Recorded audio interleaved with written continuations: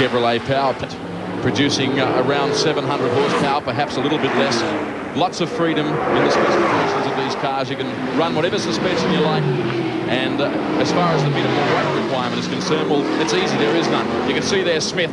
He's got the right hand out of the window. He's fairly annoyed with the guy in front of him. Obviously in the Porsche, that's Rick Scarf in the RS Casino Porsche. He can't pass. Hand out of the window. Yellow flags on display. Paradise and this Tranzam event. Driver on screen, car number 26. Des Wall currently running in fourth on the racetrack. We now take vision from his machine. And Brocky, he's got a fair bit of work to do because he's quite a long way behind the leading trio comprising Brian Smith, our race leader, Kerry Bailey, and of course Barnes, who's in third. You can see the as the car gets through a certain resonant frequency there, you can see the old camera flapping. Look at that bonnet jumping up and down too. Of course, these hello, we've mozzed him. He won't get there. He won't get out there in a hurry. That's the kitty litter. I want to tell you what. And a beautiful little car. I mean, the most magnificent paint scheme. Trying too hard, Peter. How did you see that? Just a case of getting in a bit late. Outbraked himself, as they say in the classics. He came in there and figured he was going to go another 50 metres deeper. But, I mean, we might be doing a disservice for him. But looking at that, yes, he's just locked up the rears. It really did seem like the brake balance wasn't all that flash. And perhaps this track was a little bit testing on the circuit, testing on the braking system, and showed up a little fault. But Smithy back in front there again. He's looking pretty good. We've got a fairly good motor race on our hands, though, because the reigning Australian sports sedan champion, in fact, the man that's won it back-to-back, Kerry Bailey, all the way from Tasmania, now starting to close the gap fairly quickly. Running in third spot still on the circuit is Jeff Barnes. And he's going to need a little bit of luck from there to catch up with these leading two guys. Having said that, he's not too far off the pace. They're all circulating around the mid-58s, 158s, 59s. So the leading trio are certainly on the pace. Yeah, they're not going too badly at all. In fact, that's a little faster than what Smith qualified at. As I mentioned, hello, here we go.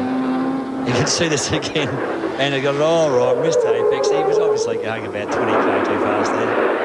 Obviously, these guys do have the opportunity to wind brake bias if required. You can do, and, well, of course, we don't know the sophistication of that particular car, but yes, it's a fairly common system. It's not exactly what you expect in your normal road cars, but we do it quite often. In fact, the last 22 lap, I gave a small twiddle, because we started with a full fuel load, and as the fuel comes off, of course, you can adjust the brakes to suit, but Smithy unleashing the big Chevy down the straight.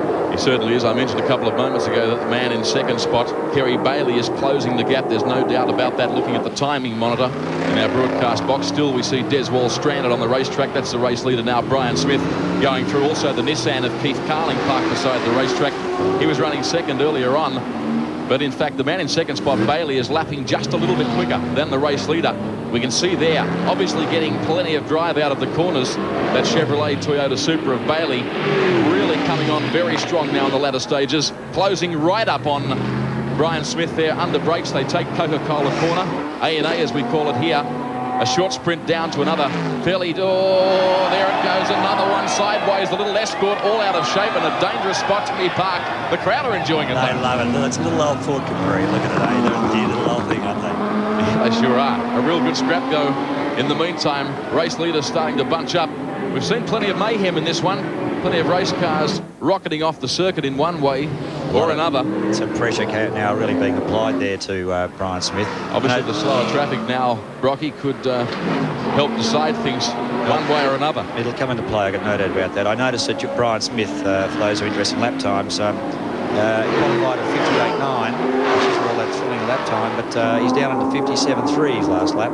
So it gives you an idea that the boys, they've got cranked up now under the pressure of competition. Yeah, he's got it sorted out. In fact, he was very fast here early in qualifying, and then yesterday when it really counted, couldn't get it together. That's what Kerry Bailey's doing in second spot. You're watching the battle for first and second.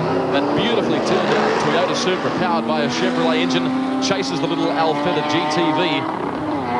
And something I'm just noticing here too, David, is that Brian Smith is now starting to take a defensive line in some of these tighter corners. And you notice Barnes is now really closing the gap because it slows them all down. It certainly does, whilst obviously Bailey and Smith are scrapping for the front. That's going to enable Barnes to perhaps get on equal terms with them. Back down the straight they come. Big speeds from these cars.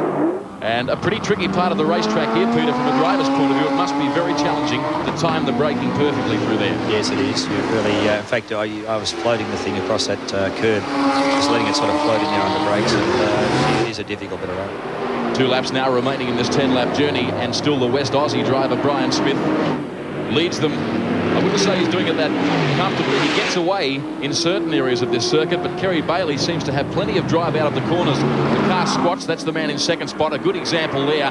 Gets on it, and the car literally jumps away, doesn't it? Yeah, it looks to me as if Brian's perhaps driving, looking in the mirror a little. It's a tendency. It's quite easy to have around a track like this because there's so many passing spots. You can go into those right angle corners and just put the car there and just aggressively sort of force your way through. Brian's very aware of this. They're down on the back straight now. What's the grip been like on that section of the circuit, given the fact that we've had blustery conditions, no sand and grit blowing up on the racetrack? Look, I ran that entire 22-lap race a little while ago at the same lap times that I qualified at.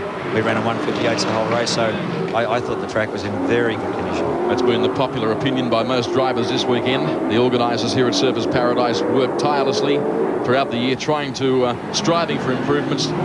And still a very good race here. Not all over bar the shouting. No way in the world. Never till the checkered flag's on display. And obviously our race leader, Brian Smith, would be well aware of that fact. He's trying to keep it together. He doesn't want to make any unforced errors because Bailey will seize the opportunity.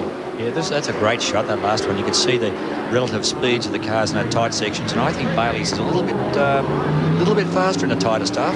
And certainly the Alpha's got some mumbo down the straight. There's no doubt about that. Yes, he needs to get closer, though, as they get onto this main straight. Smith getting away momentarily. Across the line.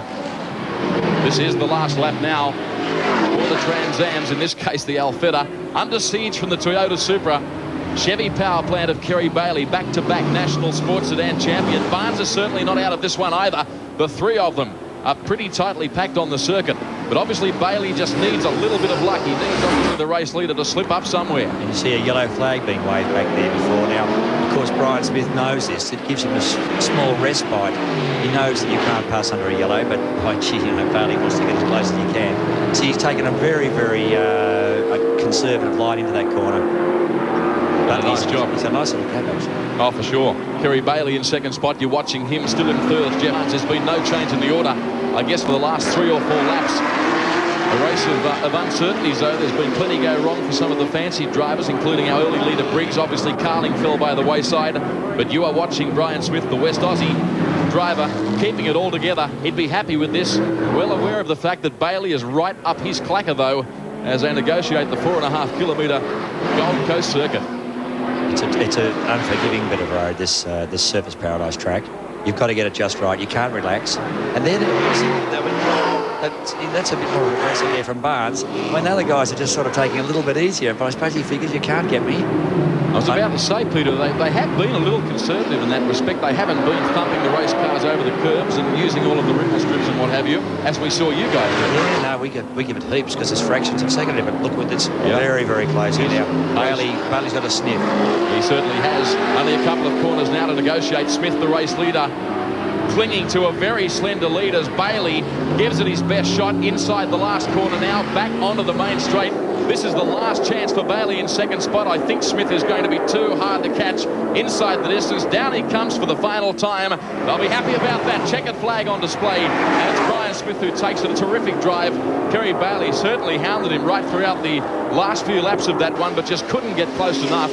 He was finishing second, and that's where he ended up. And obviously Jeff Barnes in third. Also a very good drive as they go past poor old Des Wall, still stranded on the racetrack. Bob Jolly ultimately finishing in fourth spot. Well, mate, Bob Jolly. It's great to see Bob out there. He's a bit of a battler, and he's doing fantastic getting out there. Good on him. He's been around for a while, Bob Jolly. In fact, he won an event here last year as well. Brian Smith was one of the winners last year. That man on screen, Bob Jolly, also emerged victorious in one of these events. And we recap them for you. The man that obviously took the checkered flag after a very good drive indeed.